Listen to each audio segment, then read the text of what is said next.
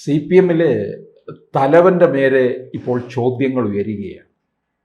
പ്രതിപക്ഷ നേതാവായിട്ടിരിക്കുന്ന പിണറായി വിജയനും സംസ്ഥാന സെക്രട്ടറി ആയിട്ടിരിക്കുന്ന എം വി ഗോവിന്ദനുമാണിപ്പോൾ പ്രതിപ്പട്ടികയിൽ നിൽക്കുന്നത്. ഇത് ഇവരുടെ സ്ഥാനത്തിനൊന്നും ഒരു പക്ഷേ മാറ്റം ഉണ്ടാകത്തില്ലായിരിക്കും, പക്ഷേ ചോദ്യങ്ങൾ ഉയർന്നുകൊണ്ടേയിരിക്കുകയാണ്. കേരളത്തിലെ സി പി എമ്മിൻ്റെ അന്തകനായി ഈ പിണറായി വിജയൻ മാറുമോ എന്നുള്ളതാണ് നമ്മൾ ചർച്ച ചെയ്യേണ്ടത്. കാരണം സി പി എമ്മിൻ്റെ ചരിത്രം നമ്മൾ പരിശോധിച്ച് കഴിഞ്ഞാൽ വെസ്റ്റ് ബംഗാളിൽ ഏതാണ്ട് 34 വർഷം സി പി എമ്മിൻ്റെ തുടർഭരണം, അതിൽ ജ്യോതി ബാസു കഴിഞ്ഞതിന് ശേഷം പിന്നീട് 11 വർഷം അവിടെ തുടർഭരണം നടത്തിയത് ബുദ്ധദേവ് ഭട്ടാചാര്യയായിരുന്നു. അതുപോലെ ത്രിപുരയിൽ 20 വർഷം 1998 മുതൽ 2018 വരെ തുടർച്ചയായിട്ട് സി പി എമ്മിൻ്റെ മുഖ്യമന്ത്രിയായിരുന്നത് മണിക് സർക്കാരായിരുന്നു. അപ്പോൾ ഈ രണ്ട് സി പി എമ്മിൻ്റെ മുഖ്യമന്ത്രിമാരും ചരിത്രത്തിൽ രേഖപ്പെടുത്തുന്നത് സി പി എമ്മിൻ്റെ അവസാനത്തെ വെസ്റ്റ് ബംഗാൾ മുഖ്യമന്ത്രിയും സി പി എമ്മിൻ്റെ അവസാനത്തെ ത്രിപുര മുഖ്യമന്ത്രി എന്നുള്ളതാണ്. അപ്പോൾ ഏതാണ്ട് അതേ ദിശയിലാണ് പിണറായി വിജയനും മുന്നോട്ട്. അതായത് സി പി എമ്മിൻ്റെ കേരളത്തിലെ അവസാനത്തെ മുഖ്യമന്ത്രി എന്നുള്ളതായിരിക്കും ചരിത്രത്തിൽ പിണറായിയെ രേഖപ്പെടുത്തുന്നത്. അതിന് എനിക്ക് യാതൊരു സംശയവുമില്ല. അതിന് കാരണം നമ്മൾ നോക്കുമ്പോൾ സി പി എമ്മിൻ്റെ ഇന്നത്തെ അവസ്ഥ, 10 വർഷത്തെ പിണറായിയുടെ ഭരണം എന്ന് പറയുന്നത് സി പി എമ്മിനെ സംബന്ധിച്ച് കേവലം 10 വർഷത്തെ ഭരണമല്ല. 1998 മുതൽ പിണറായി വിജയനാണ് കേരളത്തിലെ സി പി എമ്മിനെ നയിക്കുന്നത്. അതായത് 98 മുതൽ 2015 വരെ അദ്ദേഹം തുടർച്ചയായിട്ട് പാർട്ടിയുടെ സംസ്ഥാന സെക്രട്ടറി ആയിരുന്നു. അപ്പം അതിനുശേഷം അദ്ദേഹം മുഖ്യമന്ത്രിയായിട്ട് 10 വർഷം പ്രവർത്തിക്കുന്നു.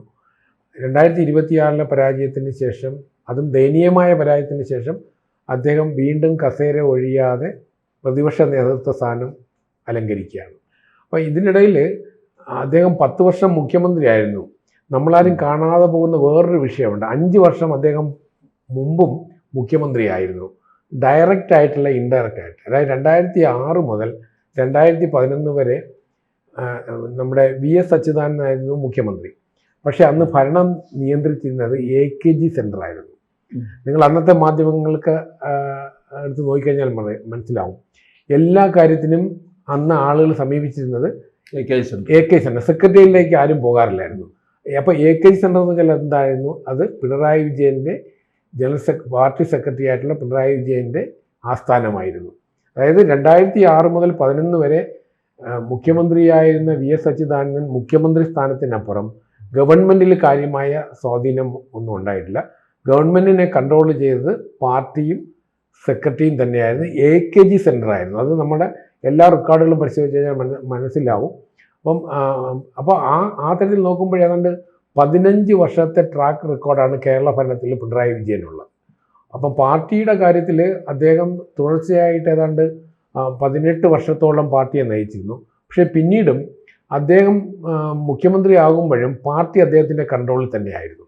അപ്പോൾ അദ്ദേഹം ചെയ്ത ഒരു കാര്യം, അദ്ദേഹത്തിൻ്റെ സമകാലികരെ മുഴുവനും അദ്ദേഹം വെട്ടി നിരത്തി എന്നുള്ളതാണ്. അത് വിശേഷിച്ച് നമ്മൾ പറയുന്ന കണ്ണൂരിലെ ജയരാജന്മാരെ, കണ്ണൂർ ലോബി എന്ന് പറഞ്ഞിരുന്ന വിഭാഗത്തെ നല്ല ആരോഗ്യമുള്ളവരാണ്. അവരെല്ലാം തന്നെ അദ്ദേഹം ഒഴിവാക്കി. അവരാരും വിദേശത്ത് പോയി ചികിത്സ തേടിയിട്ടില്ല. ജയരാജന്മാരാരും ഇതുവരെ വിദേശത്ത് പോയി ചികിത്സ തേടിയിട്ടില്ല. ഇപ്പം ഒരു ജയരാജന് RSSകാരുടെ ആക്രമണം നേരിട്ടു എന്നല്ലാതെ അവരാരും പുറത്തു പോയി ചികിത്സിച്ച് അങ്ങനെയല്ല.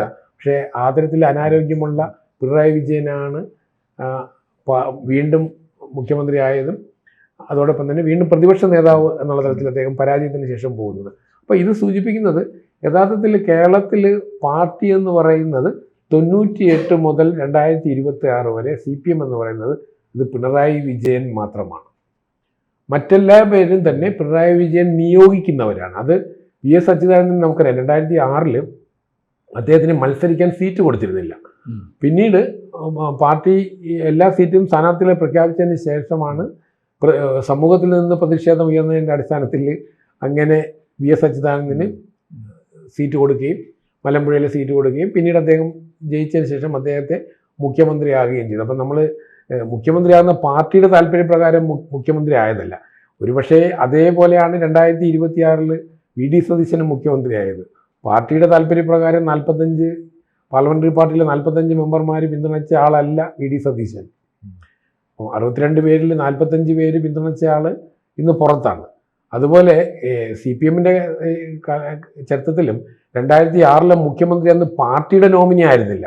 പക്ഷേ ഗതികേട് കൊണ്ട് പാർട്ടിക്ക് മുഖ്യമന്ത്രി ആക്കേണ്ടി വന്നു. പക്ഷേ പാർട്ടി നിയന്ത്രിച്ചിരുന്നുള്ള. അപ്പോൾ അങ്ങനെ നമ്മൾ നോക്കുമ്പോൾ 98 മുതൽ 2026 വരെയുള്ള CPM-ൻ്റെ ചരിത്രം എന്ന് പറഞ്ഞാൽ പിണറായിയുടെ ചരിത്രമാണ്. ഇത് പശ്ചിമ ബംഗാളിലും ത്രിപുരയിലും പാർട്ടി അധപ്പതിച്ചത് ഇതേ സാഹചര്യത്തിലാണ്. അതായത് പാർട്ടി എന്ന് പറയുന്നത് പാർട്ടിയും വർഗ ബഹുജന സംഘടനകളും അടങ്ങുന്ന ഒരു വലിയൊരു കൂട്ടായ്മയാണ്. അപ്പോൾ CPM-ൽ എല്ലാ കാലത്തിലും കളക്റ്റീവ് ലീഡർഷിപ്പ് ഉണ്ടാവും. പാർട്ടി ജനറൽ സെക്രട്ടറി ദേശീയ തലത്തിലും സെക്രട്ടറി സംസ്ഥാനത്തിലുള്ളാവുമ്പോൾ തന്നെ പാർട്ടിയുടെ തീരുമാനം നമുക്കറിയാം. CPM-ന് മാത്രമാണ് നിരന്തരം സംസ്ഥാന സമിതിയും കേന്ദ്ര കമ്മിറ്റിയും പോളിറ്റ് ബ്യൂറോയും അവൈലബിൾ പോളിറ്റ് ബ്യൂറോ ഒക്കെ കൂടുന്നത്. മറ്റ് കോൺഗ്രസ് പോലെയുള്ള പാർട്ടികളൊന്നും നമ്മൾ ഈ തരത്തിലുള്ള മീറ്റിങ്ങുകളൊന്നും കൂടാറില്ല. അപ്പോൾ തോറ്റ് കഴിഞ്ഞാലും ഒരുപാട് ചർച്ച ചെയ്യാറുണ്ട്, ജയിച്ചാലും ചർച്ച ചെയ്യാറുണ്ട്. അപ്പം വർഷങ്ങളോളം ചർച്ച ചെയ്താണ് തോറ്റതിൻ്റെ കാരണം കണ്ടെത്തുന്നത്. മിക്കവാറും ചർച്ച ചെയ്ത് അവസാനം തോറ്റില്ല എന്നുള്ളതായിരിക്കും പാർട്ടി കണ്ടെത്തുന്ന തീരുമാനം. ജനങ്ങൾ തെറ്റിദ്ധരിച്ചത് കൊണ്ട് ഗവൺമെന്റിന് വോട്ട് കിട്ടില്ല എന്നേ ഉള്ളൂ. അല്ല പാർട്ടിയുടെ കുറ്റമല്ല. അപ്പം ഈ ഇപ്പോഴും നടക്കുന്ന ചർച്ചകളിലും പാർട്ടി എത്താൻ പോകുന്ന കൺക്ലൂഷൻ എന്ന് പറഞ്ഞാൽ ജനങ്ങൾക്ക് വിവരമില്ലാത്തത് കൊണ്ടും മാത്രമല്ല ജനങ്ങളെ മാധ്യമങ്ങൾ തെറ്റിദ്ധരിപ്പിച്ചത് കൊണ്ടും നുണപ്രചരണത്തിൽ വീണത് കൊണ്ടും പാർട്ടി തോറ്റു. പക്ഷേ സംഘടന ശരിയായിരുന്നു എന്നുള്ള തരത്തിൽ ഇതേ നിലപാട് തന്നെയാണ് പശ്ചിമ ബംഗാളിൽ സ്വീകരിച്ചത് അവർ. അപ്പം 2011 CPM ആദ്യം പരാജയപ്പെടുമ്പോൾ CPM അവിടുത്തെ മുഖ്യ പ്രതിപക്ഷമായിരുന്നു. 2011 തൃണമൂൽ കോൺഗ്രസ് അധികാരത്തിൽ വരുമ്പോൾ ആയിരുന്നു. പക്ഷേ CPM മുഖ്യ പ്രതിപക്ഷമായിരുന്നു. അപ്പോൾ നമ്മളൊക്കെ വിചാരിച്ചു CPM അടുത്ത തെരഞ്ഞെടുപ്പിൽ തിരിച്ചു വരും. അപ്പോൾ 2016 തിരഞ്ഞെടുപ്പ് നടന്ന വെസ്റ്റ് ബംഗാളിൽ CPM മുഖ്യ പ്രതിപക്ഷത്തിൽ നിന്ന് രണ്ടാമത്തെ പാർട്ടിയായിട്ട് മാറി. കോൺഗ്രസ് മുഖ്യ പ്രതിപക്ഷമായി മാറി. അപ്പം BJPക്ക് അന്ന് വെറും 3 സീറ്റാണ് 2016 ലഭിച്ചത്. അപ്പം CPM-ൻ്റെ പുനർജനി എല്ലാവരും പ്രതീക്ഷിച്ചിരുന്നു. അത് നടന്നില്ല 2014. അപ്പം കോൺഗ്രസ് മുഖ്യ പ്രതിപക്ഷമായി 42 സീറ്റ് വാങ്ങി. കോൺഗ്രസ് മുഖ്യ പ്രതിപക്ഷമായിട്ട് 2016 മാറി. BJPയുടെ 3 സീറ്റാണെന്ന് മാറി. അപ്പം 2021 തെരഞ്ഞെടുപ്പ് വന്നപ്പോഴത്തേക്കും BJP 77 സീറ്റ് വാങ്ങി മുഖ്യ പ്രതിപക്ഷമായി. കോൺഗ്രസും CPM-ഉം അവിടെ 0യിലേക്ക് പോയി. അപ്പം പശ്ചിമ ബംഗാളിൽ വേറൊരു ചരിത്രമുണ്ട്. അപ്പം കേരളവും ഏതാണ്ട് അതേ പാതയിലൂടെ തന്നെയാണ് മുന്നോട്ട് പോകുന്നത്. കാരണം പാർട്ടി എന്ന് പറയുന്ന അതിൻ്റെ വർഗ സ്വഭാവവും ബഹുജന സ്വഭാവവും ഒരു വ്യക്തിയിലേക്ക് കേന്ദ്രീകരിക്കുകയും ആ വ്യക്തി ഭരണവും ഈവൻ പ്രതിപക്ഷത്തായിരിക്കുമ്പോഴും പാർട്ടിയെ നിയന്ത്രിക്കുന്ന അവസ്ഥയിലേക്ക് മാറുന്നത് കൊണ്ടാണ് ഈ ഒരു പുതുമയും പാർട്ടിക്ക് അവകാശപ്പെടാൻ കഴിയാത്തത്. ഇപ്പോൾ കേരളത്തിൽ തന്നെ CPM-ൻ്റെ അന്തകനായി പിണറായി മാറുന്നതിൻ്റെ ഒരു പ്രധാന കാരണം നമുക്കറിയാം.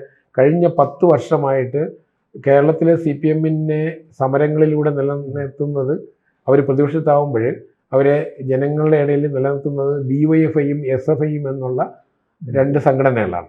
കഴിഞ്ഞ 10 വർഷമായിട്ട് സമരം എന്തെന്ന് അറിയാത്ത 2 സംഘടനകളായി മാറി അവർ. അപ്പം ഒരു ബഹുജനങ്ങളെ ബാധിച്ച ഒരു വിഷയത്തിലും DYFI സമരവുമായി ബന്ധപ്പെട്ട് ഇപ്പോൾ തന്നെ PSC-ക്കെതിരായിട്ട് ഒരുപാട് ആരോപണം ഉണ്ടാകുന്നു. ഇവിടെ SFI-യും CPM ഒന്നും രംഗത്ത് വരുന്നില്ല. ഇപ്പം പ്രതിപക്ഷമാണല്ലോ. അപ്പം യഥാർത്ഥത്തിൽ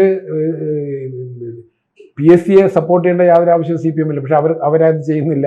അപ്പം ഈ യുവജന സംഘടനകൾ ഏതാണ്ട് പൂർണ്ണമായിട്ട് നിർജ്ജീവമായി കഴിഞ്ഞു. അപ്പോൾ അവരിപ്പോൾ നമ്മുടെ ആശുപത്രികളിൽ പൊതിച്ചോറ് കൊടുക്കുക, മറ്റു ചില സാമൂഹ്യ പ്രവർത്തനങ്ങൾ നടത്തുക, അത്തരം കാര്യങ്ങളൊക്കെ ചെയ്ത് കഴിയുകയാണ്. അപ്പം KSU ക്രമേണ കേരളത്തിൽ കുറച്ചുകൂടി ക്യാമ്പസുകളിൽ കുറച്ചുകൂടി പഴയതിനേക്കാളും കുറച്ചുകൂടി ശക്തമായിട്ട് മുന്നോട്ട് വന്നിട്ടുണ്ട്. അപ്പോൾ അങ്ങനെ നോക്കുമ്പോൾ CPM-ൻ്റെ ബഹുജന സംഘടനകൾ അല്ലെങ്കിൽ ഈ വർഗ ബഹുജന സംഘടനകളെന്ന് അവരുപയോഗിക്കുന്ന ആ സംഘടനകളൊക്കെ തന്നെ ഇന്ന് ദുർബലമാണ്.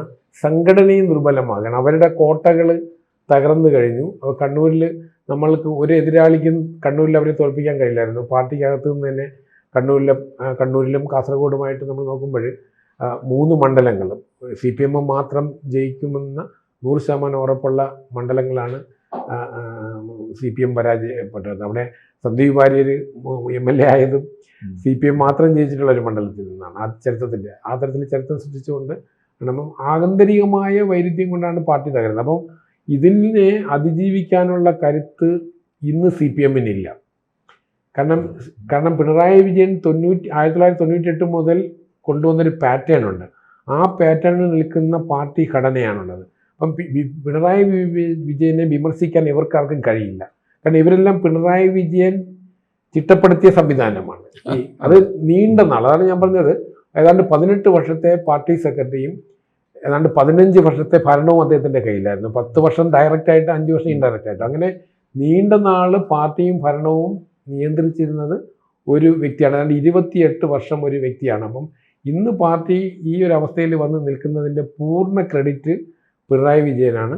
അപ്പം അദ്ദേഹം എന്തായാലും പാർട്ടിയിലൊരു തിരുത്തൽ ശക്തിയൊന്നും ആകാൻ ആരെയും അനുവദിക്കില്ല. കാരണം അങ്ങനെയാണെങ്കിൽ അദ്ദേഹം പ്രതിപക്ഷ സ്ഥാനത്ത് വരില്ലായിരുന്നു, പ്രതിപക്ഷ നേതൃത്വ സ്ഥാനത്ത് വരില്ലായിരുന്നു. അപ്പോൾ ഇത്രയും പ്രായമായി, ആരോഗ്യവും പോരാ. അപ്പോൾ അദ്ദേഹം അങ്ങനെയല്ല, എൻ്റെ കാലഘട്ടം വരെ എന്തായാലും പാർട്ടിയിൽ ഇങ്ങനെ തന്നെ പോകട്ടെ, അദ്ദേഹത്തിന് താഴെ ഇറങ്ങാൻ മനസ്സില്ല. പിന്നെ CPM-ന്റെ ചരിത്രത്തിൽ അങ്ങനെ തോറ്റതുകൊണ്ട് പാർട്ടി സെക്രട്ടറിയെ മാറ്റിയ ചരിത്രവുമില്ല കേട്ടോ. അങ്ങനെ ഒരു വ്യക്തിക്ക് ഒരിക്കലും CPM-ന്റെ ചരിത്രത്തിൽ അവർ അവലോകനങ്ങൾ നടത്തുമ്പോഴും പരാജയപ്പെട്ടാലും ജയിച്ചാലും അതിൻ്റെ ഉത്തരവാദിത്വം ഒരു വ്യക്തിയിലേക്ക് അവർ കൊടുക്കാറില്ല. അപ്പോൾ ആ ഒരു ആനുകൂല്യം പിണറായി വിജയനുണ്ട്.